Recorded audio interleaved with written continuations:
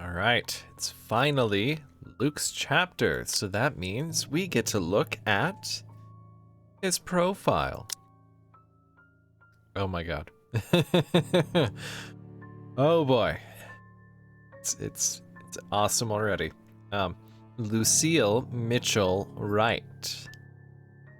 We are definitely going to be calling him Lucille from now on. Birth date, August 2nd. He's a Leo, whatever that means. 31 years old.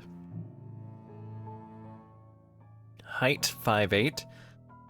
Occupation, president and CEO. He's British, atheist, although raised Anglican.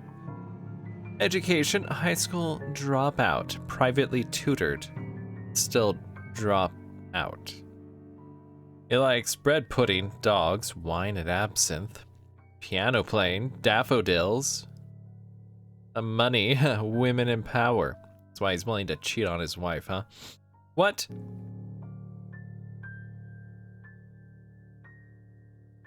Okay, a prostitute's son. He spent his childhood roaming the streets begging or pickpocketing in order to avoid home. Home meant a drunk mother and her equally drunk clients, some of who would take to beating the child out of anger if he so much as looked at them wrong. What? That meant he was always in trouble in one form or another. Nothing was done to correct it until, in a sober moment, his mother found out about the abuse and promised to take better care of her son. What? Luke was happy for a while, but his mother's bad habits led to an early grave and left him orphaned until his biological father, a businessman with no legitimate heirs, sought him out. This is, wow. This is an unbelievable story. Literally unbelievable. I mean, it is a story. Anyway, he was trained to inherit right enterprise, but along the way got mixed up with illegal activities. That put the company in a bad spot after his assistant ran off with a large sum of dirty money. Bankruptcy would have been inevitable if he hadn't married Hannah. Well, wow. Son of a prostitute, who would have guessed? The storm had started in earnest when Ashton arrived at the mansion. While trying to find a way in, the detective noticed the eerie silence that had enveloped the place. Something was wrong inside, but before he could figure it out, the sobs of a woman suddenly echoed. After his fall, Ashton found himself in an underground passage when he came to. There he encountered Marianne McCulloch, who got trapped in one of the jail cells for several days. The detective managed to free her, and in turn, she helped him find a way into the mansion. Before he could go deeper into the wine cellar, Ashton began to hear voices coming from the mirror shards on the floor, mocking him for his failures. Though before he could do anything rash, Marianne stopped him. Belatedly, he realized he had picked up a broken mirror shard. Upon reaching the kitchen, the crying Ashton heard from outside began anew. Unwilling to risk a civilian, the detective handed Marianne his taser and advised her to leave him if he didn't return after 15 minutes, even if he himself was uncertain if he would. Upon reaching the kitchen, the crying Ashton heard from outside began anew.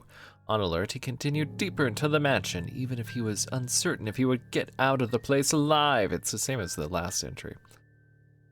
The sobs led Ashton to the mansion's attic. In the middle of the room, he found a woman crouched on the floor, crying. Cautiously, he approached her, but as he was about to reach out for her, someone grabs him from behind, the murderous butler.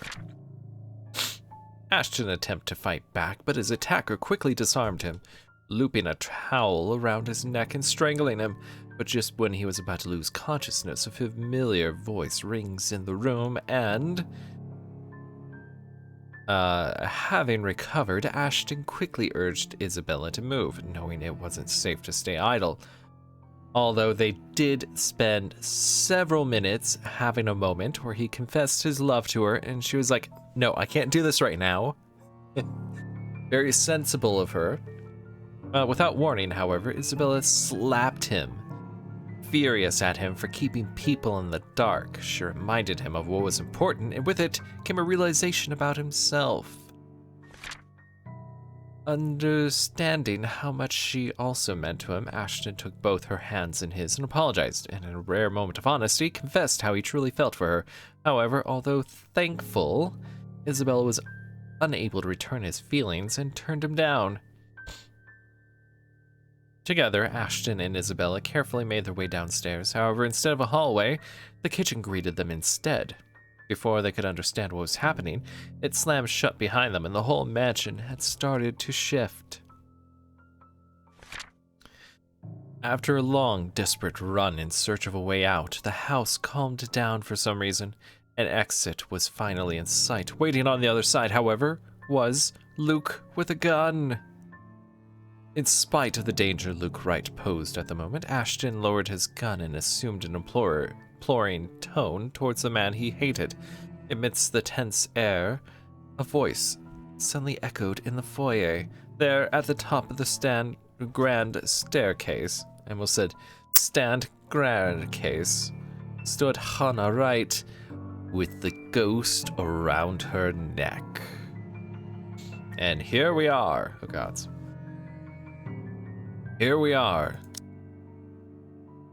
And I'm gonna guess we're not gonna start from the very beginning, which is a relief. Because I don't need to hear or read how he feels about every little thing. But still, 6 more hours. 6 more hours. 6 or 7 more videos. Let's begin. So I'm still getting over a bit of a cold, so yeah, my voice and my sniffling is worse than usual. To say that I'm scared of what's happening is a gross understatement. Trouble of any sort is the last thing I want to get home to after a long day at work and a trip to the bar, and no hooking up with any women that isn't his wife. And when I see Hannah near prostrate, I can only feel dread. She twitches and seizes, body wound and coiled tight before shuddering and shaking. Like a woman possessed, her mouth falls open and her eyes roll to the back of her head. It has the hallmark signs of a seizure. The symptoms are similar enough. And that knowledge, the fact that I know this, only makes me feel worse. Oh, we are going back. That's why it's 6 hours, because we're going back all the way. But to hold her close is all I can do while she trashes about. Oh boy. Trashes. I know this is wrong, that I'm not supposed to hold her down, yet I do it out of instinct, reflex even. I'm terrified of hurting her, but I see no other way to keep Hannah from hurting herself. It takes a lot to keep myself from running off to get help when she needs me here. And it takes everything I have to keep myself intact. When she says my name, I realize that the seizures have stopped, but that doesn't make the dread go away. Luke, please. Stop squeezing. Luke, you're strangling me. What happened here? Who did this to you? I don't know. I am so sorry. The sight of her tear-streaked face is enough to twist the knife in. It does not help that I'm as lost as she is right now, and all I can say is... Shh, it's all right. You're safe now, Hannah. Brain tumor. You're safe now. I must have sat there in the kitchen, cradling Hannah in my arms for an eternity, until Shroken and a maid ran in, assuming the worst. Is that the butler's name? Also, I am beginning to suspect that is around the time that she started having incidences with the Spectre. She had been screaming enough to attract the attention of anyone on mansion property, and they all assumed that he was beating her again. But that's all well and good in the end, I suppose, as they helped carry Hannah up to our bedroom. I doubt I could have managed on my own. I might have slipped on the stairs and cracked both our heads if I tried, because she is that heavy. She looks thin, but she is dense. Both Shoken, I know it's probably not pronounced that, and the maid does a short work of making her comfortable while I sit on the sidelines. I have no idea how long I remained there, just watching them and her. But at some point after they left us, the sun has set, leaving the room dark and silent. Nestled in all the pillows and blankets and put on her side, though, Hana looks smaller than ever. She looks so weak and vulnerable that I can't help but worry and feel a little aroused. Ah, not to mention the children. Think about the children. I wouldn't know how such an event could affect babies in the womb. She's pregnant with more than one?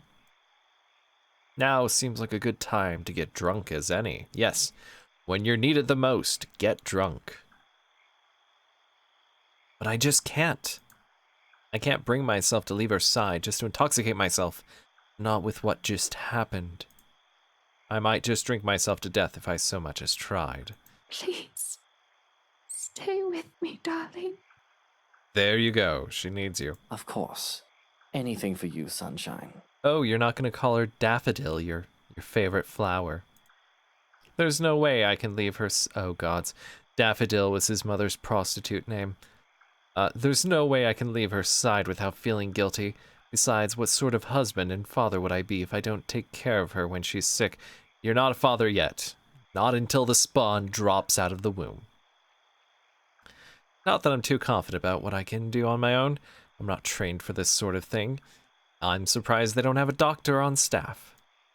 Even if I've experienced similar scenarios before, I might still have it all wrong. I've already called our personal physician along with the obstetrician who knew of her pregnancy for a house call in the morning. We'll have to go on from there. I don't like to think about it, but I can still remember the doctor's instructions on how to take care of my mother while she was ill. Provide a safe space for her to rest. Check. As opposed to a non-safe space, like in an intersection. Let her lie on her side so she doesn't choke. Check. Loosen tight clothing to let her breathe. Check. Better yet, remove all clothing. Keep calm and don't panic. Well, I'm having a bit of a trouble with that one, aren't I? Do you want any water? Something to nibble on, perhaps? I can call for something to be brought up. Soup would be good, right? I'm fine, Luke. Don't you worry. I'm just a little sick, but I'll get better. Yes, that brain tumor is going to get better, or that ghost tumor. A pained look crosses her face, and more than anything, I wish I could take away the pain she feels now. When she beckons me to come closer, I hold her in my arms. Who am I to say no? And thus, they bang with their clothes on. Her body still quivers, tiny shakes that make my heart feel like I'm going to stop and give every time they happen too much. I take care to give her room to breathe, no matter how much of an uncomfortable position it puts me in. Her scent is enough to bring me at ease. Golden flowers, marigolds, buttercups, and daffodils. I'm not sure if she smells this way because I surround us with them when I can, or because she's wearing the perfume I gave her last Christmas. There we go. Now, are we comfy? Comfy sex, I guess. She nods her head weakly, a smile barely making its way on her lips. I'd be ready to fulfill any request she has, anything to make this easier for her, anything to make her happy. But when she next speaks, I can feel my breath catch in my throat. Sing me a lullaby. Because he can't sing. A lullaby? Of course, I can do that. I know I've done so many things in my lifetime that would justify a horrible end. But not Hana. She doesn't deserve this. This is all far too horribly familiar. To find myself in bed, clutching reverently to an ill-beloved, wishing it isn't real and hoping it doesn't get any worse. To find myself screaming at a god I've long abandoned and forgotten. Not her, not again, take her and you will bloody rue. To have a lullaby shared so that we can forget the pain and the fear. Hush, my darling, don't say a word. I'm gonna get you a mockingbird. That is not soothing. I can hear her breathy laugh, though she doesn't tell me to stop. If this amuses her, then that's fine. But her breathing soon evens itself out, a good thing too. Before I know it, she's fallen asleep. Now we can sneak off for that drink. If only it would be as easy for me. I certainly don't envy her, but I don't particularly like how my mind runs right now. Battered and frayed, clutching at straws and asking myself if I'll really let myself fall apart in this moment. It's alarming how just the thought of losing her could break me, pregnant or not. And if that mockingbird don't sing, I'm gonna get you a diamond ring. Okay, stop, please. I've already lost my mother, the only other woman I've truly loved in my life, and without knowing then as a young man, that wounded a great part of me. I am aware now of how scarred I am, for lack of a better term. And if anything ever happens to Hana, well, I don't know what I'd do after the fact. Would the loss drive me insane? Would I become mad and swear bloody vengeance on a world that deserves less than her? Would I end up drowning in sorrow and guilt until I end up drinking one night and figuring a bullet is a good way to go? Or, perish the thought, would I become like my father? One who had no further love for anything, not others or even objects or self. The vainglorious mogul that worked and worked for the sake of succeeding in the search of happiness that would never come. Well, clearly, working is not how you search for happiness. And if that diamond ring turns brass, we're gonna go to fields of grass. Wow, I've never heard that one before. Never heard about going to marijuana fields, but okay. For a long while, I was that man, wasn't I? Pursuing gold and glory and nothing else. Bloody hell, I even started courting Hana for the money her family had. She was a mark to be attained. But she was just so bright, and I don't mean intelligent, though she is certainly that too. No, she was bright in a manner that she could bring such sunshine to anyone's dreary life. Dreary and drearily. I thought I would need to put on a mask with her, just like with all the others. But, if anything else, she made it feel so constricting, suffocating, that I pulled off the mask on my own. I had wanted to be myself around her, just as she was so willfully showing her real self to those around her. It wasn't some sudden realization. There was no eureka moment. It just happened. And in those fields where we roam, we'll take daffodils for our home. Ah, there we go.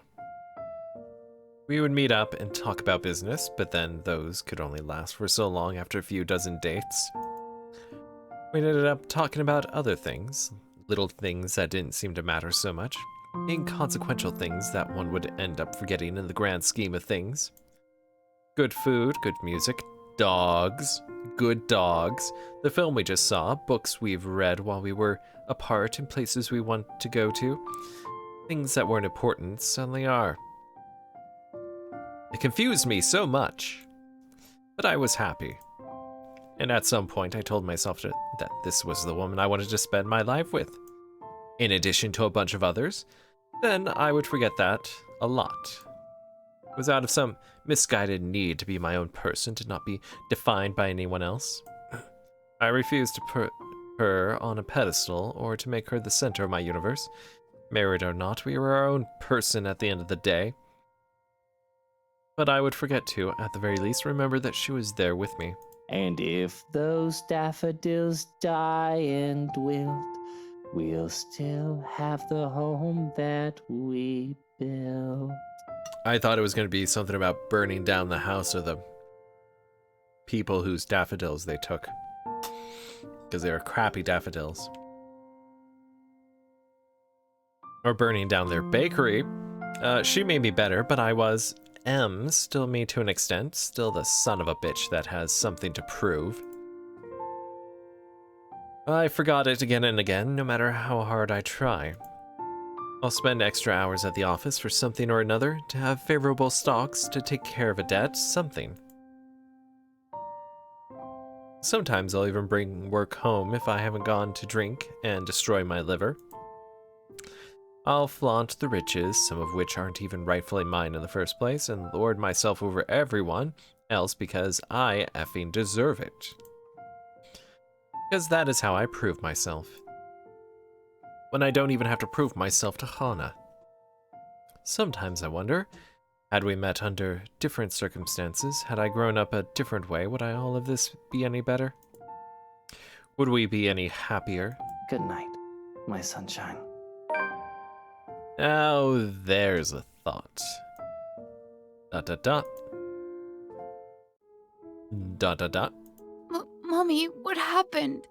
You were wiggling and shaking, and you wouldn't stop even if I was shouting. Oh gods, it's like he's got some kind of sore throat, like I have. I'm so sorry I shouted at you, Mommy. Shh, don't cry. My little ball of sunshine's not supposed to cry, is he? Don't you worry. Mummy is just a little sick, but she'll get better. I've got a new job now, and I can get medicine again, okay? And we'll buy some bread pudding, too, while we're at it. Please don't do that again, Mommy. It's scary. It's okay. I'm here. You've got nothing to fear. But you have to be brave, too, Lucille. Even when I'm not around. Why? Why name him Lucille? Why? Is that just like... I don't know. Maybe it's a masculine name. Maybe it stretches all the way back to ancient Roman times. I don't know, but that's just... Be brave. You have to be brave with a name like that. I choke back a scream and wake up in a cold sweat. With my heart pounding in my ears, it takes a while to remember where I am. In the dark and cold of the room, one can't fault me for feeling ill at ease. It isn't as bright as the penthouse, and the renovations did little to change how old it feels. We've been here for less than a week. It'll take a bit more time to adjust. It's hard to feel cozy, though, when I'm bloody freezing. Nudging the lump of fabric next to me, I sigh. It's cold. Don't hog the sheets, Hana. Oh my god, what is up with people hogging the sheets, right? I had to deal with that shit. I had to have my own blankets. She always did this, though it hardly bothers me. Growing up, I was lucky to have something to use as a mattress. Gods, that's depressing. I'm not the one who grew up accustomed to Egyptian cotton with a thread count of 800. Besides, the warmth that Hana exuded on her own is usually enough to keep me sleeping through the night. The temperature tonight must be something else with how chilly it is right now. Oh gods, Luke, that's not Hana, that's the ghost! I must be considerate, after all, the poor dear is ill, though I loathe to think about what had just transpired. Don't make me pull those sheets off you. That blanket is large enough to cover an elephant. You need to share. You need to share. It takes a while. What was that, honey? On the other side of the room. Apologies. I'm just in a loo, so if you can give me a moment. Oh. There's no sign that'll be moving. What? There's no sign that they'll be moving where they lie. With care, I go for a knife hidden under... What? Okay. With care, I go for a knife hidden under the side of my bed? Why does he have a kitchen knife there? At least get a proper knife. It would be foolish of me to instigate anything while I'm unarmed. After all, instigate something with the lump sleeping next to you? To pull back the covers would be a more difficult affair, because reaching out to uncover who was underneath, I have to prepare for anything and assume the worst.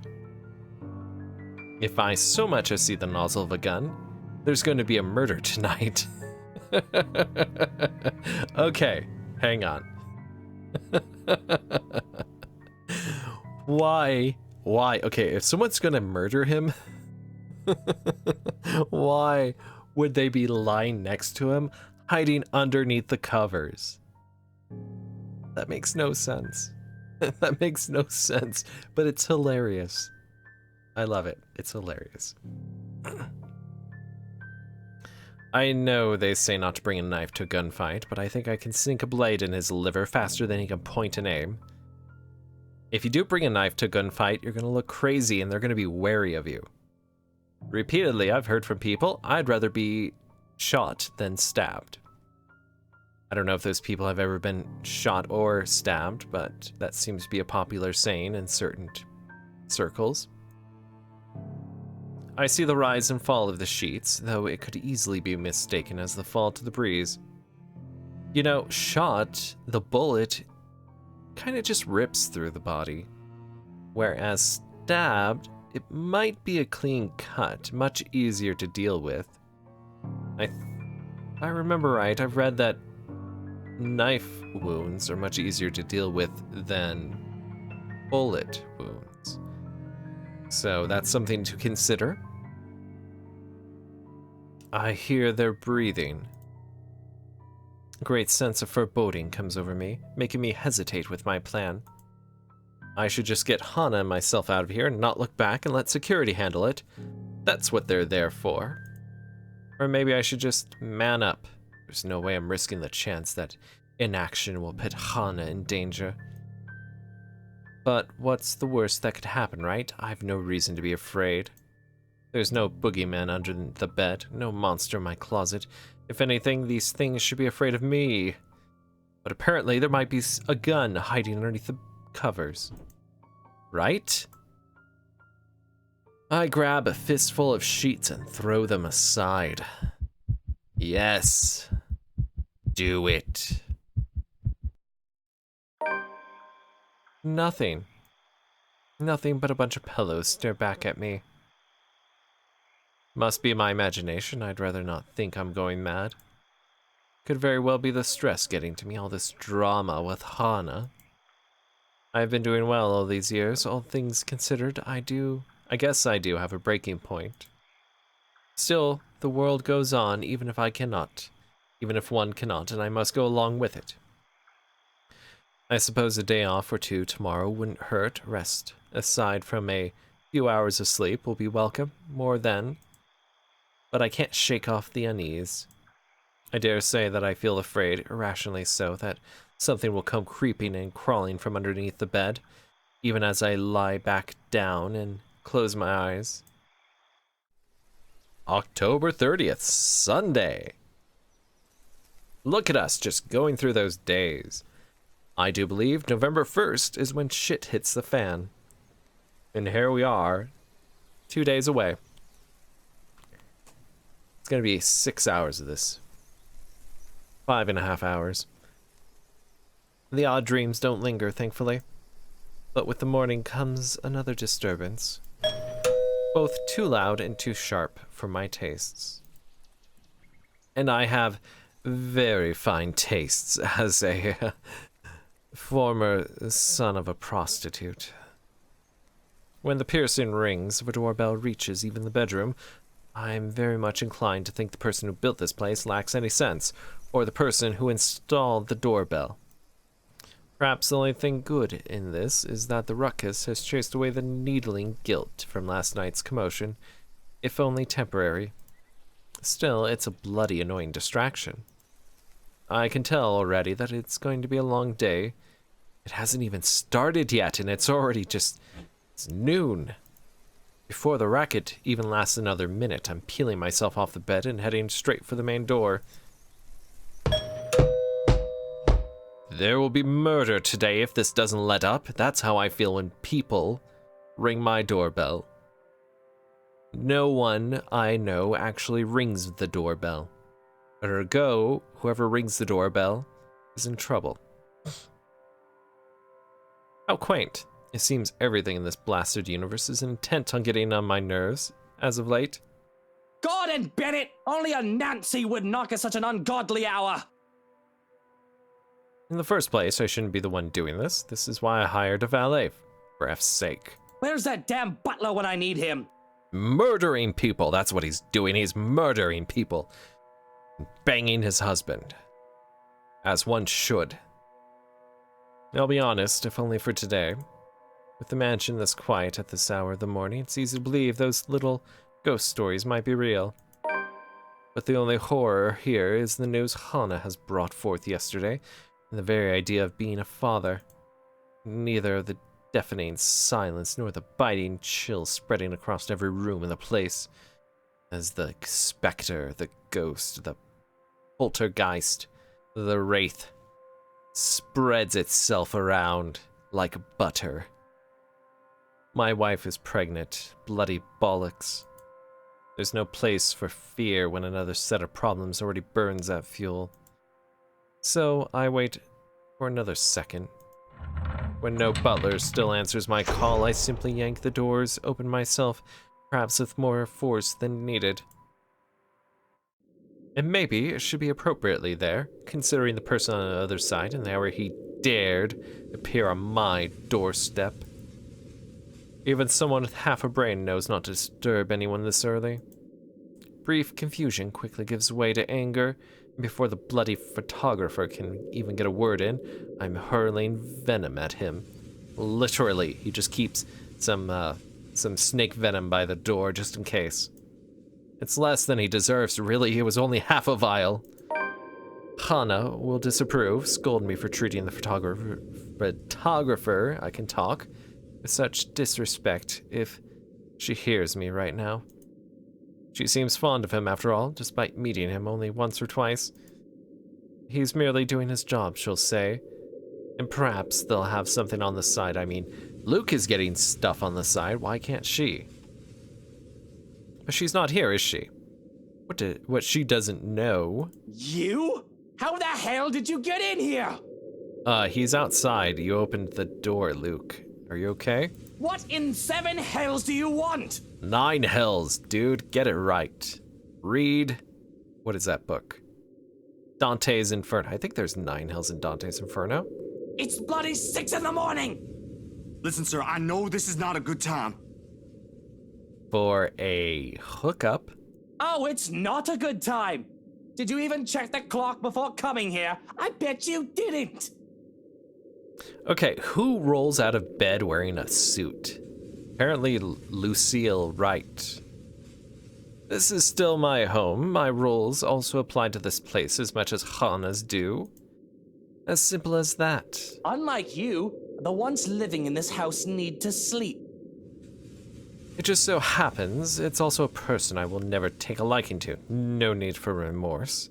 It's got all those dreads. Come back when people are actually awake, or I'll call security on you. He continues shouting even as I slam the door in his face. Some nonsense about the news lately, though I don't understand most of it. However, with the closed doors muffling the better part of it, and with no ears to listen, his tirade doesn't last too long. Eventually he leaves, and silence once again fills the room, as it should. In hindsight, maybe I should also call for psychiatric services. He certainly sounds mental just screaming like that. A suspicious man like him left roaming the immediate grounds. Release the hounds! Nothing good can come of it. But if his presence will indeed bring a problem, a sign of bad things to come, I'll probably know soon enough. Worse comes to worse, Shrokin will take care of it if need be. The murderous Shrokin. It's what I'm paying him for. To murder and to butler. In the meantime, the bigger problem at hand is a lack of alcohol. It's on a whim that I've chosen to cook. Sure, I have a lot of other things I could have done instead, but cooking distracts me, and I do find it relaxing on the rare occasion I step up to the task. Although I never eat my cooking, I always force the staff to eat it, and they are obligated to compliment it. On the tray, 2 plates of roti, paired with spicy beans, boiled eggs, hash brown, and bacon topped off with peppers, courgettes, and akis. Okay. I can't get back to sleep after my abrupt awakening earlier. Although I did think about drinking to get some 40 winks, I've changed my mind at the reminder that my very pregnant wife is sick in bed. I love my alcohol, no doubt, but there are times when even I shouldn't drink. As it is, I'm running on nothing but 2 cups of coffee. The surprise on Hana's face is apparent the moment I step into our bedroom holding a breakfast tray. But it quickly changes to a look of delight as I place the tray on the bed. Good morning.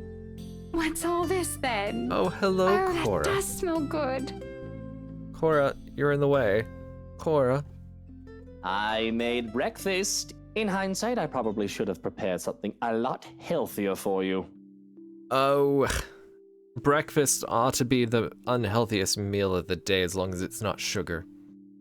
Oh, don't you fuss. This is absolutely perfect. A little grease isn't going to kill me. What was that? That was weird. A little grease and at least some nutrient-dense food, at least. Feels like forever since I last had your cooking. I don't see what you're so enthusiastic for. I'm no master chef. I won't be too mad if you tell Johans to cook something else for you. That just means more for me, of course. Can't wipe the grin off my face when Hana takes a bite and looks like she's enjoying what I've made. It would be a lie to say I'm not glad or proud that I can make her happy. Though perhaps I haven't been able to do that as of late, but Hana needs me now, and that counts for something, doesn't it? Oh, I don't think I can finish this all. But I should, shouldn't I? After all, I am eating for 3. Oh gods, twins. I'm so sorry. But you know what? They have the money to hire people to take care of them, so. Oh, Cora. Welcome. You're gonna lie right in front of the screen? Yes, you are.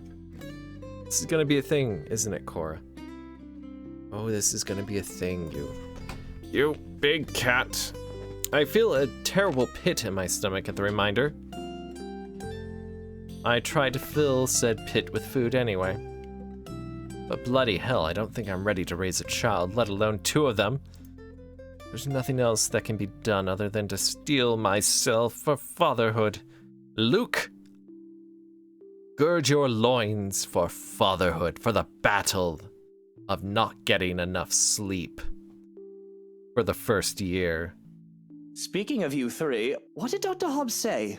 How are you and the babies? The physician took some of my blood. We'll go through some other tests tomorrow to make sure we're fine. The blood wasn't for tests, though. He just wanted some blood. I know how you hate hospitals, so I asked Johans to drive me there. That way you can have some alone time with Kylie too. Admit it, you just want to leave me alone with a little tyke without any backup. Don't be like that. You'll do fine, I'm sure. And she'll love spending the day with her fairy godfather. Of course, I can just look at it like it's practice. I do want to be a good father, right? Not like my own, though I don't think any practice in being a parent would have helped him. He hadn't cared about the son he sired until he learned that he was ill and was not long for this world. And even when he did find me, he still cared little. I definitely do not want to be like Damien, right? Children! I'm just worried about the children, Hana. I know you can take care of yourself just fine. You're one tough cookie. And she liked that. Look at you, already becoming a great father. One day, when the kids are all grown up, I'll tell them the story of how their dad is being a great big worrywart. Just leave being pregnant to me, all right? To her and the doctor. My hand moves to Hana's stomach, which has yet to grow too much beyond its usual size. There is some pudge hidden well behind her dresses, because she wears more than one dress. I'm half expecting to feel something, perhaps a kick. They always talk about how that sensation cements everything, proof of life that goes beyond a growing belly, but of course it's far too early for that. I know someone who said they were pregnant, and, well, they were pregnant, and they ate nothing but fast food, So they still had the growing belly, but couldn't tell that they miscarried. Sad situation, really. I still can't believe it, you know. I didn't think it would ever happen.